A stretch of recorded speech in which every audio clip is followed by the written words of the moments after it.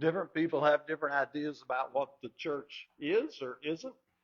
This is primarily a lesson about what the church is not. By way of introduction, it is simply not a museum where we put perfection on display. In Philippians 3:12, Paul said, I press on. So he hadn't laid a hold of it yet. Now, if Paul, as he reached the latter years of his ministry, which he was at that time, could confess, could say, look, I'm not there yet, guys. I've still got some ground to travel. I've got things to work on. If he can say that, then how much more could we say that? And yet there is something in our ideology and our thinking, our putting on our game face and wanting to present our best foot forward and all of those other little cliches that keep us from really being honest, that we're all a bunch of messed up, spiritually wounded, ain't got it together group of people trying to help one another get to heaven. But oh, by the way, you got to understand, I'm the one that got it figured out. I mean, none of us got it all figured out yet. So we all struggle, and we do, and we need to grow. That's why we come together, so we can learn from one another. And maybe your experience will help another. Maybe your experience doesn't connect to another. No one can be all things unto everyone. But within a number like what we have, we find out that there is a lot of help and there is a lot of connection that we can have and a lot of benefit. So we have our Pharisees mindset and our tax collector mindset. Let's just go and read that one. I think that's better read than just referred to. So go to Luke 18.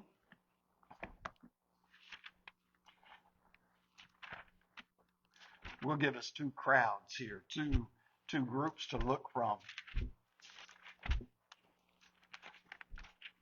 Starting at verse 9. And he also told this parable to some of the people who trusted in themselves that they were righteous and viewed others with contempt. Two men went up into the temple to pray, one a Pharisee and the other a tax collector. The Pharisee stood and was praying to himself, God, I thank you that I'm not like other people, swindlers, unjust, adulterers, or even like this tax collector. I fast twice a week. I pay tithes of all that I get. But the tax collector, standing some distance away, was even unwilling to lift up his eyes to heaven, but was beating his breast, saying, God, be merciful to me, a sinner. I tell you, this man went to his house justified rather than the other. For everyone who exalts himself will be humbled, and he who humbles himself will be exalted. And that's what we have in most places. We have some people, now they're not going to go, oh, me, I'm the Pharisee. But let's be honest, there's the Pharisee mindset pretty much in any congregation of any size. And there's the tax collector mindset. And what we want is that humble disposition. God is opposed to the proud, but he gives grace to the humble. We're going to be accepted in the judgment day. Humility is the way to enter that. And so it just includes some honesty and a willingness to understand things and honesty with yourself and understand other people and let them take their journey and support them in their journey and help them along. And depending on who we're talking to and our connection with them, that varies a lot. If you're really, really close buds with someone, you can say a whole lot more than somebody who maybe you never say much more than hello, good morning, good to see you at church today, and then you don't see them again till next week. That's a little bit of a different relationship. So the church is not for people who think they are better than others. Fact is, we've all sinned. We all fall short of the glory of God. And if it weren't for the blood of Christ, we'd all deserve hell. I don't care what your past sins are, what your details are. If it weren't for the blood of Christ, you deserve hell. End of story. And James 3:2 says we all stumble in many things. And we do, because it's tough. And what we need is a church family, a support group that understands what it's like to be human and supports us in our stumbling forward. So we're not a place composed of perfect people. Now and then people will say to me things like, well, I don't know that I'm just good enough to go to church yet. I don't know that I'm good enough to belong there, which always puzzles me. That one, I have trouble coming with a good, quick answer because it's to me, it's just like saying, well, I'm really, really sick. I can't go to the doctor yet till I get well. Well, nobody would say that. I'm hungry. I can't go eat till I get full. No, you wouldn't say that either. I'm spiritually wounded. I'm messed up. You need church. That's what church is for. James 1, 21, 22, he says, you put aside all filthiness and all the remains of wickedness. In humility, receive the word implanted, which is able to save your soul. And prove yourselves doers of the word and not merely hearers who delude themselves. So what we're doing in here is, yes, we're worshiping God, and we're going through, we traditionally call them the 5 acts of worship, and that's all well and good. And then we're working on ourselves, and we're helping one another. Think of it as a spiritual fitness class. Now, I don't want that to sound too casual, because this is heaven and hell. This is eternity that we're dealing with. But the fact is, you've got some people in a fitness class, if you're thinking Planet Fitness, who understand the equipment, they understand the exercise, they understand how it all works, and they've been doing it for years and years. You kind of want to listen to those. And you got other people who are big, out of shape, and they're just not really sure if they want to walk in the door. And those are the people that need to walk in the door too. Everybody needs to walk in the door. You don't wait till you get in shape to go to the gym, and you don't wait till you get in spiritual shape to start pursuing spiritual fitness. If you wait till you get in shape before you pursue it, you're never, ever going to pursue it. And so you just get in and you start taking a whole series of little baby steps. That's it. I don't care how baby a step we're talking about. It's just baby steps. I had a lady ask me once, been many, many, many years ago. She said, now, was the crucifixion before or after the flood?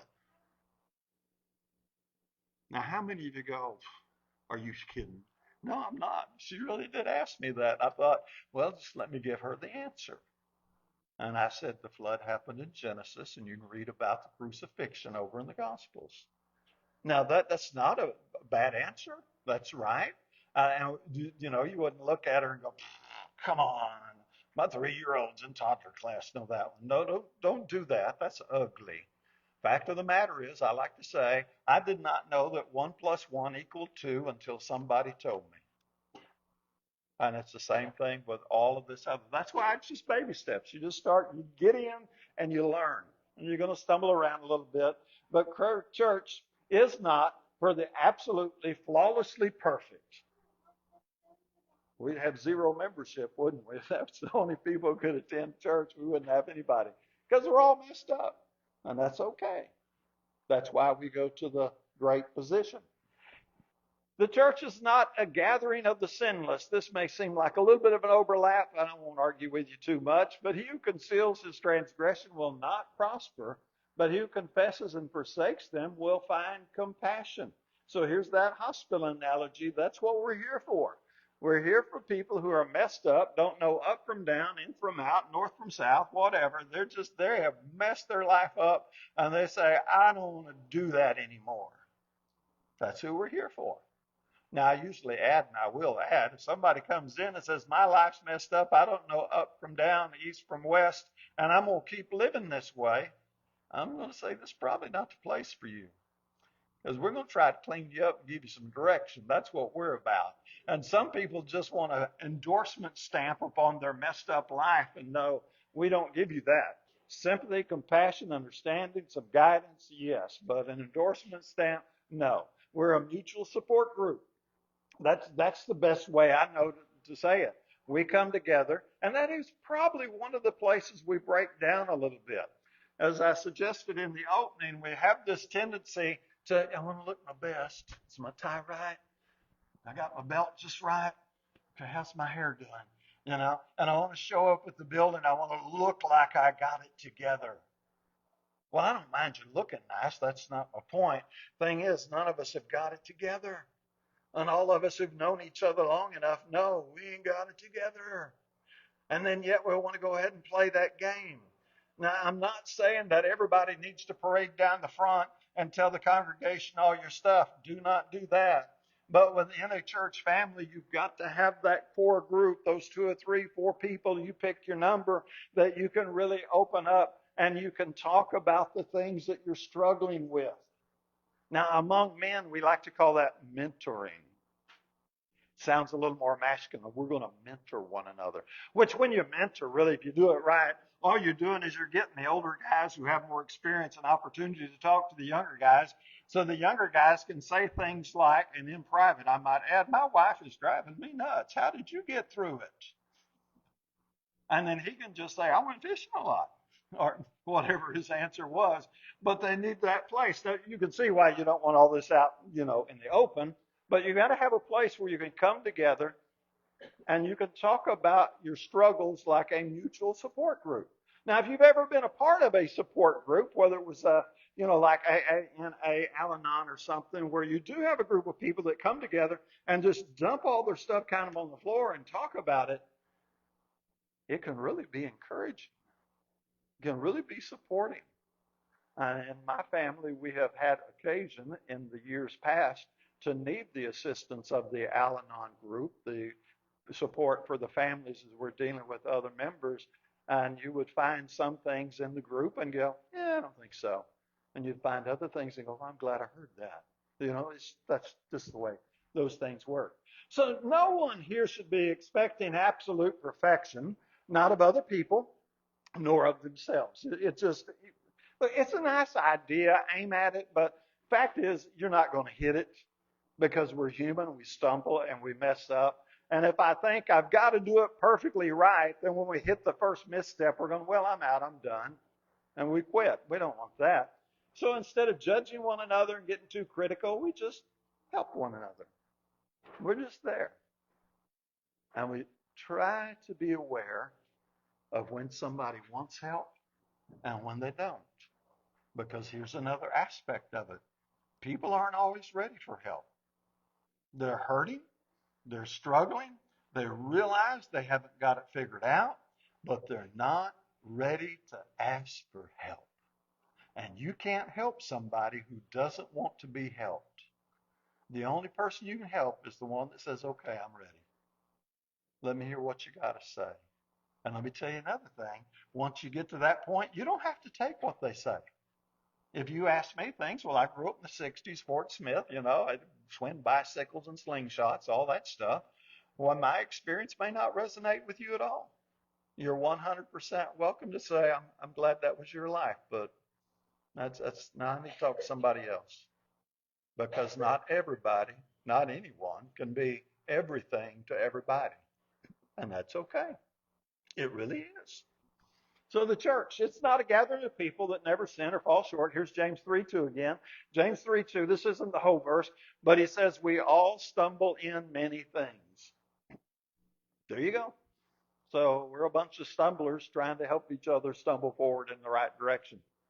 The church is not a place that takes the joy out of life. This is one of the places that I think is keeping folks from being interested in religion. There's a mentality out there that, look, preacher, my plate is already full. I've got more stuff on my schedule. I got 2, 3, 4 kids. I got baseball schedule. My husband's got this. I've got that. We've got this all going on. And I just don't have any time for church. And they don't. And their plate is full. And they don't understand that church done correctly does not pile more stuff on your plate. Done correctly, it makes it easier to handle the stuff on your plate. But somewhere in the process, we don't always get that message conveyed, and it is not the experience of everyone. I hope you're sitting there going, you're absolutely right, preacher. I could not get through my week without church. Church is what helps empower me, helps keep me focused. It just adds so much to my life. That's where we want you to be. But the fact is, a lot of people are at the other place. I just feel like you're overwhelming me with this church thing. I got too much to do right now. And that's a shame. Some people feel like they're going to lose the fun in life. Well, now, I'll be honest, we're going to try to take the sin away because that's really not fun. But we're not trying to take your freedom away or your happiness away. We're really trying to get you to that place in life where you can get into your groove and kind of ride that groove out for the next 50, 60 years and sing as we sing sometimes, sweeter as the years go by, sweeter as the years go by. That's the experience that we want to be aiming at. So the Ethiopian eunuch went on his way rejoicing. There's the goal. Christianity. It should be additive in so many ways to our life. Rejoice in the Lord always. Again, I will say rejoice. Philippians 4:4. Christianity is not something to dread. But unfortunately, don't most of us know the experience where it has been something to dread? It has been, you've been around a toxic church member or maybe a toxic congregation, and it's just been really, really painful and difficult to be around those people, and it certainly didn't add anything joyful to your life. What we want is you to become more genuine in your spirituality and your walk with Christ, stronger, more capable of handling the things that life throws at you. Because look, life's going to throw it at you anyway. Satan isn't going to sit around and go, well, this guy's having trouble. Let's not throw anything at him this week. Oh, no. He plays ugly. He's going to kick you when you're down. So what we want is this training in peace. Now, Brother Milford read you verse 6. Be anxious for nothing, but everything by prayer and supplication. Let your requests be made known to God. The next verse says, and the peace of God that surpasses understanding will guard your hearts. There you go. That's what we're wanting to add. We're wanting to add, you go on your way rejoicing. Now, I get it. Sometimes you're going to leave and go, yeah, the sermon wasn't too good today. Maybe you didn't have enough coffee. Maybe I didn't have enough coffee. You know, every sermon can't be great. That's all right. But you really want to be able to look back and go, this is good. This is adding some stuff to my life. I just love my church family and that kind of thing. And you've got your rejoicing always, and you're learning that peace that passes understanding. And you're going through a hard time, but you've learned to keep your balance and your focus in that hard time. Church, it's not for grumpy people that don't want to smile and enjoy life. No, no. It's for people who want to love life and they want to live that abundant life and the depth of love and the peace that passes understanding. Church is not a place for soliciting money. Now, we got to have money. If you want to have a nice building, you want to keep the plumbing working and the AC working, and you want somebody professional in your pulpit, you're going to have to put out some money. That's the way it works. Now, some churches learn to cut corners. And they cut corners till they close the doors. Okay, that's their call. That's their business. They can do it however they want. So you got to have some money. But the church doesn't exist to solicit your money. And we're not here to take your money because you don't know what to do with it, right? And we're going to take your money and then we're going to decide where your money goes. We have a very narrow perspective of money. And once that goes in the plate, that is the Lord's money. You gave it to the Lord. Now, when it's in your pocket, you do with it what you want. That's between you and the Lord. Once it goes in the plate, we're going to use it to support the teaching of the Word and some limited benevolence. That's it. We're not going to go get you a baseball team. We're not going to get you those donuts Brother Mark was talking about, where the elder's sitting and eating the Lord's Supper and taking a bite of his donut in the middle of the Lord's Supper. I'm like, whoa, somebody backed a bus up here. That ain't right.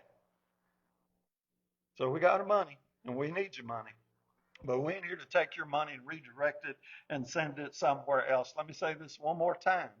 When that money's in your pocket, that's your money. That's what Peter told Ananias and Sapphira. He said, after you sold the land, wasn't that your money? Why'd you lie about it? That's a good question, isn't it? Why'd you lie about it? Why didn't you just come say, here's part of the money? They'd have never got struck dead. But they had to tell their lie. But while it's yours, it's yours. You go do and you support who and what you want. Once we give it to the Lord, we're going to be real picky about it. And if you want to know more detail about that, we keep the budget and what have you. And you can see where our money goes. Our goal is really, it's not so much money. It's we want you to lay up treasures in heaven. That's what we want you to do. And that's just going to be a bunch of little good deeds and what have you. We want your heart. If your heart's in this place and you enjoy this place and you love being part of this place, that's what we want. Now, you could come and dump a lot of money in the plate and be a grumpy old cranky member. We don't want that. We want your giving to be an act of joy. Now, that's going to vary a little bit. So I have my volunteer thing that I like to do, and I like to do it, and I get kind of excited about it, and I'm happy to do it. And by the time I get the end of my little volunteer thing done, I'm happy at the end of the day. And I pillow my head, and I'm like, yeah, that was a good day. Okay, however you choose to give, that's what I want you to do. If you like teaching the kids, and I know the kids will wear you out sometimes, the little ones especially, they're wonderful. But if you can, after you've been worn out, pillow your head and go, that was good. That's what I wanted to do. That's great. And then, we have a lot of little tasks around here that have to be done, like yard care and what have you. And some of you, that's your thing. And you get out here and you work in the yard and you sweat, and you do what you do. And I appreciate it very much because that's not my thing. And, you feel happy about putting it in. That's really what I want you, that's where I want you to be, is after you've done what you do, when you learn to give, Acts 20:35, more blessed to give than receive, the place you chose to do your giving enriched your heart. Nursing home, hospital visits, whatever your thing is, and after you've done it, you feel good about you. That's the kind of soliciting I want to do. Your time and your talent, not just your money, not just your Sunday, but your passion for the local vineyard. And there's enough work in the local vineyard for all of us to find our own little particular niche. There's no question about that. So you give it your time, you give it your attention, you give it your talent in a way that makes you feel what I want to uplifted. Now, if at the end of it you're cranky and aggravated, you did it. So I hope this doesn't get too close to home. I don't use this example. VBS, that's a busy week, let me tell you. And you get to the end of that week, you're tired. I got nothing against tired. Good to get to that Thursday night and go, I'm glad that's over. I'm tired. I'm 60 something years old. I don't know I could do much more of this. But is it a happy tired? There's a big difference between getting to the end of that week and I'm worn out. I'm glad that's over, but that was fun. Or getting to the end of the week and going, I'm glad that's over. I don't know why our stupid elders keeps having that VBS. That's just wearing me out. I wish we'd just stop that. Well, you can take that attitude somewhere else. We don't need that here. But see, that's a whole wrong attitude. We want the I made a good investment of I laid up some treasures in heaven attitude. So do what you do, give what you give, and I'm going to let you pick that all on your own because you find joy in serving the Lord in it. That's the point. So the church isn't for people in love with their money, who are afraid to give up their time and their talent unless they're getting some payback for it. Church is for people who love the church. Find your niche, run in that groove. The church is not a bunch of rules designed to hinder you. Now, there are some rules, but they're not supposed to be all crazy, complicated, and restrictive, and we're scrutinizing every little thing you do. Frankly, I don't have the time to scrutinize all of you and what you do. I'm still trying to figure out to scrutinize myself. You know my joke. I say, once I get me figured out, I'm going to work on Sharon. Sharon just laughs. And I say, watch out. Because after I get you figured out, I'm coming after Allie. And Allie really laughed. She said, I'll never get you figured out. Anyway, now we're supposed to support one another and empower one another. That's really what we're wanting to do. Now there are rules though. And so I'm going to use the driving analogy. And so there's going to be some difference. So when you learn to ride a tricycle, how many of you remember when you were a little tricycle motor? Remember? Can you hear it? Squeak, squeak, squeak, squeak, squeak, squeak. Okay. How many rules were there? Weren't a whole lot of rules on a tricycle, were there? There was a couple, like don't go on the street, but there weren't many. And then you wanted a bicycle. Then maybe you wanted a motorcycle. And I know you get to the point where you want a car. I want to drive. Are there rules when you get your driver's license? Amen. There are rules. Are the rules there to keep you from having fun or to keep you having fun? I'm going to tell you it's the latter. The rules are not there to keep you from enjoying driving. They're to keep you alive so you can continue to enjoy driving.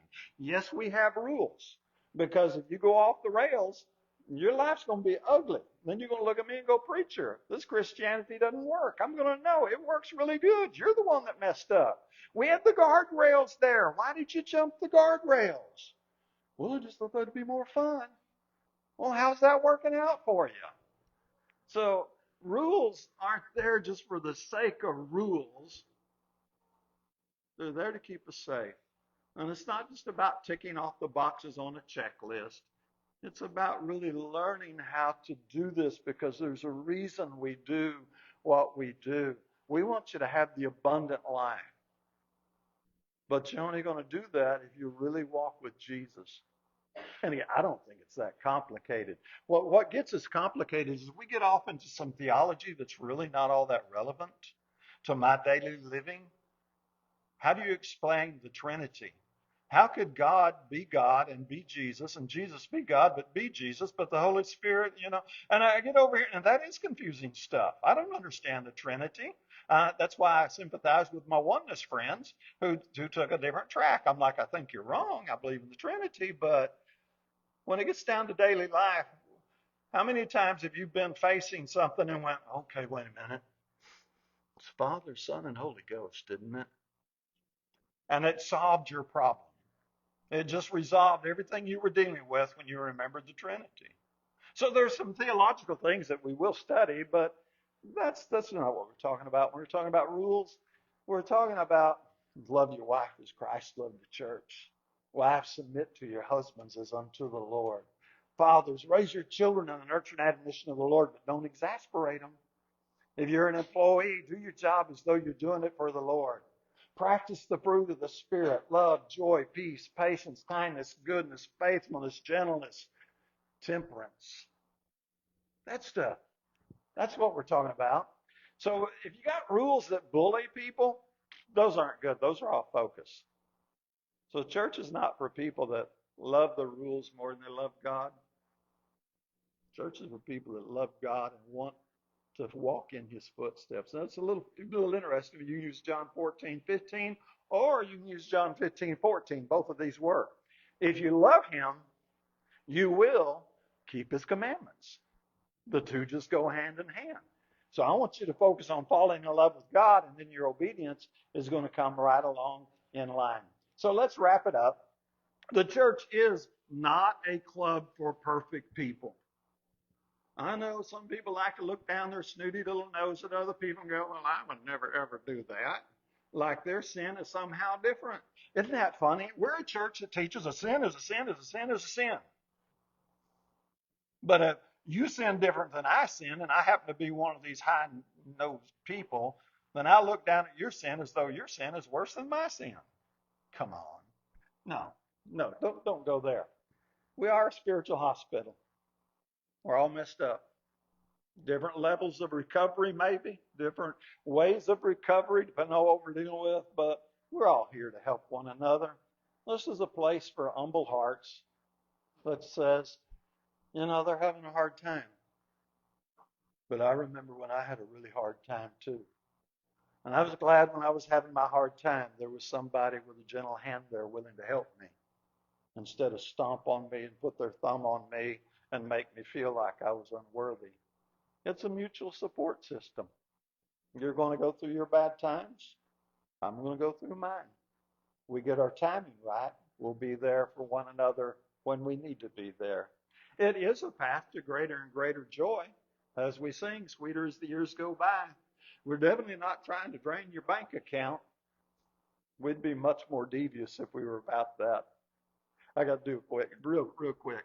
There are churches out there. I kid you not. You got the little old widow in the church, and she's got no family. The pastor goes to her and says, it'd really be a good thing if you'd leave your estate to the Lord. And I just happen to have the paperwork here for us to fill it out. And when you go on to your home in glory, you're going to be still supporting the church here. Ooh. No. We're trying to drain your bank account or take your grandbaby's money away from them. We're not trying to hinder or restrict or suppress you in a way that's contrary to Scripture. Now, you're out drinking and smoking weed and chasing women and stuff. Yeah, we're going to talk. But you're just learning to get through life and you're struggling like everybody else. We're not here to jump all over you for that. And this is a place that is open to everyone that's seeking God.